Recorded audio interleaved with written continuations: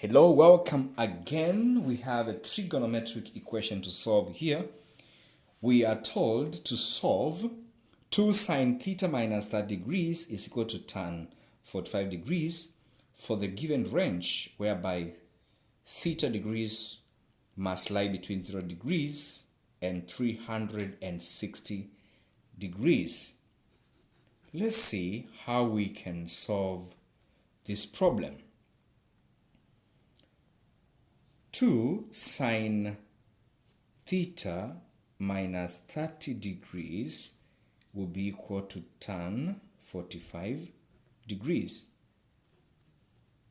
When we find the tangent of 45 degrees using a calculator, we will get 1. So therefore, 2 sine theta minus 30 degrees will be equal to 1. Okay? And therefore, after this, we can divide both sides by 2 to simplify it such that the sine of theta minus 30 degrees will be equal to a half or 0.5. Okay. To find this angle, now that the sine of this angle, theta minus 30 degrees is 0.5, we can find the sine inverse of 0.5 to get the angle. The sine inverse of 0.5 is 30 degrees. So it means, therefore, that the sine of 30 degrees is 0.5. Therefore, theta minus 30 degrees will be equal to 30 degrees. So the value of theta will be obtained when we add 30 to both sides of the equation. So 30 degrees plus 30 degrees. And that gives us 30 plus 30 is 60 degrees. We are supposed to find the value of theta from 0 degrees up to 360 degrees.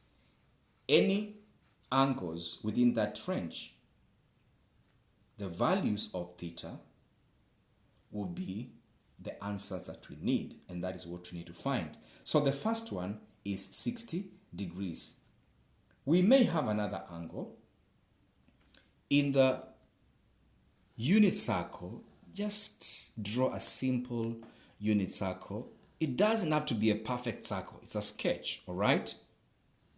This will be the first quadrant, whereby our first angle, the acute angle in the first quadrant, is 30 degrees. So here we have 30 degrees, whose sine is 0.5.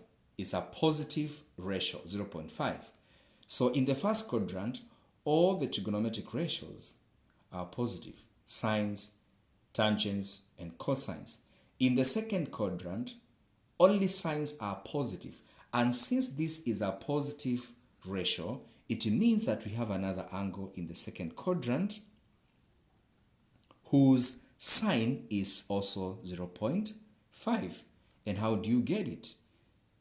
You'll get it by subtracting 30 degrees, which is our acute angle, from 180 degrees. And that will give you 150 degrees. That means the sine of 150 degrees is equal to the sine of 30 degrees, which is 0.5.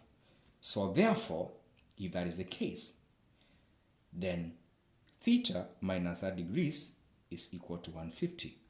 Theta minus 30 degrees is equal to 150 degrees, and therefore theta will be equal to 150 plus 30 degrees. When you add 30 to both sides of the equation, and you'll get 180 degrees.